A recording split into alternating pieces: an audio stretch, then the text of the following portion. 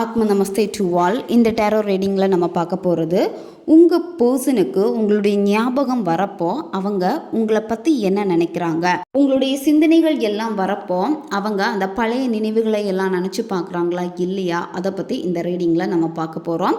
இந்த card energy கூட connect ஆகிறதுக்காக உங்கள் பர்சனை மனசில் நினச்சிட்டு கமெண்டில் லவ் யூ யூனிவர்ஸ்னு டைப் பண்ணுங்கள். இந்த கார்டு எனர்ஜி கூட கனெக்ட் ஆகிருவீங்க. இது ஒரு ஜென்ரல் ரீடிங் தான். பொருந்தக்கூடிய விஷயங்களை மட்டும் எடுத்துக்கோங்க, மற்றதை விட்டுருங்க. நம்ம சேனலுக்கு நீங்கள் இதான் ஃபஸ்ட் டைம் வரீங்கன்னா மறக்காமல் சப்ஸ்கிரைப் பண்ணிக்கோங்க. பக்கத்தில் இருக்கக்கூடிய பெல் பட்டனையும் கிளிக் பண்ணிக்கோங்க. அப்போ தான் நான் போடக்கூடிய வீடியோஸ் எல்லாமே உடனுக்குடன் உங்களுக்கு நோட்டிஃபிகேஷனில் வந்துக்கிட்டே இருக்கும். உங்களுக்கு எங்கிட்ட பர்சனலாக ஃபோன் கன்சல்டேஷன் எடுத்துக்கணும் அல்லது உங்களுக்கு விருப்பமான ஒர்க் ஷாப்பில் ஜாயின் பண்ணுறதுக்கு நீங்கள் இன்ட்ரெஸ்டடாக இருக்கீங்கன்னா இன்ஸ்டா அல்லது மெயிலில் நீங்கள் காண்டாக்ட் பண்ணுங்கள். உங்கள் பிரச்சனைகளுக்கு தகுந்த மாதிரி அதை சரி பண்ணுறதுக்கான ஸ்பெல் மற்றும் ஸ்விட்ச் வேர்டு ரெடி பண்ணி கொடுக்குறோம். தேவைப்படுறவங்க இன்ஸ்டா அல்லது மெயிலில் காண்டாக்ட் பண்ணுங்கள். உங்களுக்கு பர்சனல் டேரோ கார்ட் ரீடிங் தேவைப்பட்டனாலும் இன்ஸ்டா அல்லது மெயிலில் வந்து காண்டாக்ட் பண்ணுங்கள். டீட்டெயில்ஸ் எல்லாமே உங்களுக்கு வீடியோ ஸ்க்ரீனில் வந்திருக்கும், செக் பண்ணிக்கோங்க. இப்போது இந்த ரீடிங்கில் நம்ம போகலாம். உங்கள் நபருக்கு உங்களை பற்றின பழைய ஞாபகங்கள் எல்லாமே அதிகமாக ஆரம்பிக்குது. அதாவது இப்போ நீங்கள் நோ கான்டாக்டில் இருக்கலாம், ஒருத்தருக்கு ஒருத்தர் பார்க்க முடியாமல் இருக்கலாம், லாங் டிஸ்டன்ஸ் ரிலேஷன்ஷிப்பாக இருக்கலாம். இந்த மாதிரி உங்களுடைய ரிலேஷன்ஷிப் வந்து இப்போ பிரிஞ்சிருக்கு. நீங்கள் ரெண்டு பேரும் பேசாமல் இருக்கீங்க, பேசினாலுமே உங்கள் நபர் சரியாக பேசுகிறதில்ல. இந்த மாதிரியான சுச்சுவேஷனில் எல்லாமே இருக்கீங்கன்னா உங்கள் நபருக்கு உங்களை பற்றின எண்ணங்கள் வரப்போ இப்போ உங்ககிட்ட அவங்களால பேசாமல் தான் இருக்க முடியுது, ஆனால் அவங்களால உங்களை நினைக்காம இருக்க முடியல. அதாவது உங்களுக்கு கால் வராது, மெசேஜ் வராது, உங்களை பார்க்க விரும்ப மாட்டாங்க, இந்த மாதிரி செய்யலாம். உங்கள் நபருடைய மனசில் பழைய நினைவுகள் எல்லாமே இன்னமும் ஆசை போட்டுக்கிட்டே தான் இருக்கு. கொஞ்ச நாளுக்கு முன்னாடி நீங்கள் அவங்களுக்கு கால் பண்ணுறது அல்லது மெசேஜ் பண்ணுறது எல்லாத்தையுமே ஸ்டாப் பண்ணிவிட்டு டோட்டலாகவே நீங்கள் நோ கான்டாக்டில் இப்போ இருக்கீங்க அப்படின்னா உங்கள் நபர் வந்து இப்போ உங்களை மிஸ் பண்ணிக்கிட்டே இருக்காங்க.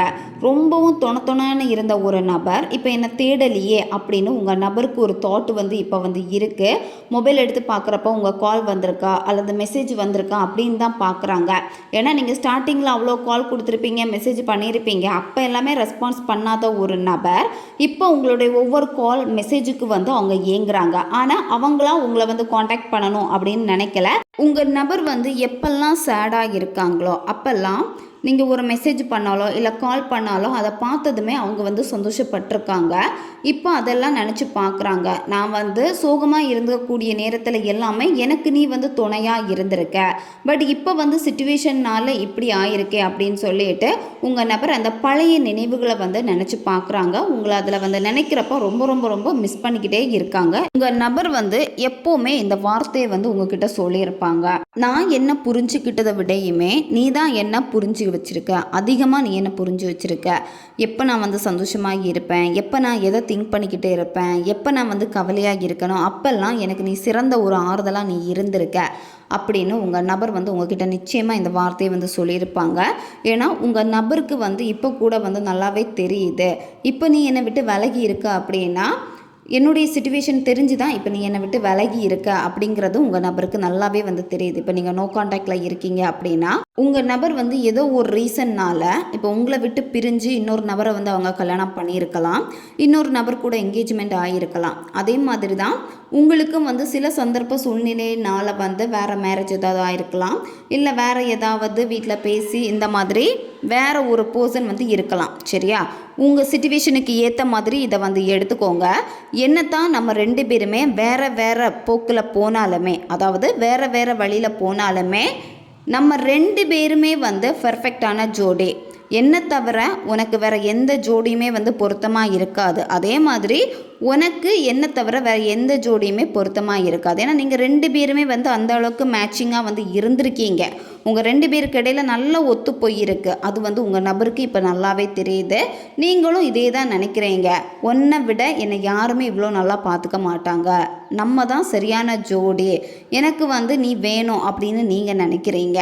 உனக்கு என்னத்தான் ரொம்ப ரொம்ப பிடிச்சிருக்கு, இதுவும் உங்கள் நபருக்கு நல்லாவே தெரியுது. எப்போவுமே சொல்லுவீங்க நீங்கள், எனக்கு ஒன்று மட்டும்தான் பிடிக்கும், நான் ஒன்று தான் நேசிக்கிறேன், நினைக்கிறேன், உன்னை தவிர வேறு யாருக்கும் என் மனசில் இடத்துக்கு கொடுக்க மாட்டேன் அப்படின்னு நீங்கள் சொல்லியிருப்பீங்க. உங்கள் நபருக்கு இதெல்லாம் ஞாபகம் வருது. உங்களை மிஸ் பண்ணுறப்போ ஒரு லோன்லி ஃபீலை வந்து உணர்றாங்க. இந்த லோன்லி ஃபீல் வந்து இப்போ உங்கள் நபருக்கு எப்போ வருது அப்படின்னா, அவங்க தூங்கக்கூடிய அந்த நேரத்தில் தான் வந்து ஒரு லோன்லி ஃபீலை வந்து உணர்றாங்க. உங்களை மிஸ் பண்ணுறாங்க. உங்கள் தாட் அவங்களுக்கு அதிகமாக இருக்குது. உங்களை பற்றி நினைக்கிறப்ப எப்படின்னா டக்குன்னு வந்து மனப்பதட்டம் வருது. அதாவது எங்கே நம்ம மிஸ் பண்ணிட்டோமோ அப்படிங்கிற ஒரு உணர்வு வருது அவங்களுக்கு. அந்த நைட் டைமில் தான் வந்து வருது. இப்போ நீங்கள் ஏதாவது மேனிஃபெஸ்டேஷன் நைட் டைமில் பண்ணிகிட்ருக்கீங்க அப்படின்னா சூப்பராக வேலை செஞ்சிட்ருக்கு. தூங்கக்கூடிய அந்த நேரத்தில் உங்களை பற்றி நினைக்கிறாங்க. தூக்கத்திலேருந்து விழிக்கிறப்போ, அதாவது நல்லா தூங்கிட்டு இருப்பாங்க, சடனாக ஏதாவது ட்ரீம் வரும். அந்த ட்ரீமில் நீங்கள் வருவீங்க. கண்ணை முழிக்கிறப்போ உங்கள் தாட்டு வருது. பதறி அடிச்சுட்டு எந்திப்பாங்க. இந்த மாதிரியெல்லாம் வருது. நைட் டைமில் வந்து உங்கள் தாட் அவங்கள அதிகமாக டிஸ்டர்ப் பண்ணிக்கிட்டே இருக்குது. ஆனால் மார்னிங் டைமில் வந்து அவங்க ஓகே ஆயிடுறாங்க. உங்கள் நபர் நார்மலாக ஓகே ஆயிடுறாங்க. நைட் டைமில் இப்போ உங்களை பற்றி அதிகமாக யோசிக்க ஆரம்பிச்சிருக்காங்க. அதே மாதிரி உங்கள் நபருக்கு இந்த எண்ணங்களும் இப்போ வந்து போகுது. நீங்கள் அவங்களுக்காக அதிகமாக சிரிச்சிருக்கீங்க, அதிகமாக அழுதுருக்கீங்க, அவங்களுக்காகவே வந்து அதிக நேரம் உங்களுடைய நேரத்தை அவங்களுக்காக கொடுத்துருக்கீங்க. அதாவது நிறைய நேரம் அவங்களுக்கு கால் பண்ணுறதோ அல்லது மெசேஜ் பண்ணுறதோ இந்த மாதிரி அவங்களுக்காகவே நீங்கள் ரொம்ப வெயிட் பண்ணியிருக்கீங்க. அவங்கள மீட் பண்ணுறதுக்கு, அவங்க கூட வந்து ஒன்றா நிறைய இடத்துக்கு வந்து சுற்றி பார்க்குறது, இது எல்லாமே வந்து அவங்களுக்காக நீங்கள் நிறைய செஞ்சுருக்கீங்க. இது எல்லாமே உங்கள் நபருடைய மனசை வந்து இப்போ வந்து மெல்ட் ஆகிட்டே இருக்குது. அதாவது அதெல்லாம் நினைக்கிறப்ப வந்து ஆட்டோமேட்டிக்காக அந்த ஒரு அன்புக்காக வந்து அவங்க வந்து ஏங்குறாங்க உங்கள் நபர். இருந்தாலுமே அவங்க வந்து பேசாமல் இருக்காங்க அப்படின்னா அதுக்கு ஈகோ தான் காரணம். நீங்கள் உங்கள் நபர் கூட இருக்கிறப்போ உங்கள் நபர் வந்து நிறைய விஷயங்களை மாற்றியிருப்பாங்க. அவங்களுக்கு ஏதாவது ஒரு பேட் ஹேபிட் இருக்குது அப்படின்னா அதுலேருந்து வெளியே வந்திருப்பாங்க, அல்லது நீங்கள் அவங்கள அதுலேருந்து வெளியே கொண்டு வந்திருப்பீங்க. அதாவது பழைய வேறு ரிலேஷன்ஷிப்பில் இருந்தாங்கன்னா அவங்க ரொம்ப சேடாக இருந்தக்கூடிய நாட்களில் வந்து நீங்கள் அவங்க லைஃப்பில் போயிருக்கீங்க. கொஞ்சம் கொஞ்சமாக அவங்கள அதில் இருந்து மீட்டு நீங்கள் வெளியே கொண்டு வந்திருக்கீங்க. நீங்கள் அவங்க கூட இருக்கிறப்போ உங்கள் நபர் வந்து ஓகே ஃபைன் அப்படின்னு இருந்திருக்காங்க. அதாவது ரொம்ப கம்ஃபர்டபுளாக உங்கள் கூட இருந்திருக்காங்க. அவங்க லைஃப்பும் வந்து ரொம்ப நல்லா தான் போய்கிட்டே இருந்திருக்கு. இப்போ உங்களை விட்டு பிரிஞ்சதுக்கப்புறமும் அவங்க தனியாக அந்த வாழ்க்கையை வாழ கற்றுக்கிட்டாங்க உங்கள் நபர். இருந்தாலுமே இந்த பழைய நினைவுகளில் வந்து உங்களுடைய எண்ணங்கள் வரப்போ உங்கள் நபருக்கு இந்த ஒரு விஷயம் நல்லாவே தெரியுது. எந்த இடத்துல நீங்கள் சேர்ந்தீங்க, அதாவது நீங்கள் 2 பேருமே எப்படி மீட் பண்ணீங்க, இந்த நினைவுகள் வந்து அதிகம் உங்கள் நபருக்கு திரும்ப திரும்ப ஞாபகப்படுத்திக்கிட்டே இருக்குது. இப்போது நீங்கள் நினச்சிட்ருக்கீங்க அவங்க வந்து அவங்க லைஃப்பை பார்த்துட்ருக்காங்க, ஹாப்பியாக இருக்காங்க, நான் இல்லாமல் அவங்க சந்தோஷமாக இருக்காங்க அப்படின்னு. அது உங்கள் நபருக்கும் நல்லாவே தெரியுது. ஏன்னா நீங்களும் இந்த வார்த்தையை சொல்லியிருப்பீங்க, இனிமே நான் வந்து உன்னை தொல்லை பண்ண மாட்டேன், நீ வந்து உனக்கு பிடிச்ச மாதிரி சந்தோஷமாக வாழு அப்படின்னு அவங்களுக்கு லாஸ்ட் ஒரு மெசேஜ் பண்ணிவிட்டு அவங்கள நீங்கள் கண்டுக்காமல் விட்டுருப்பீங்க.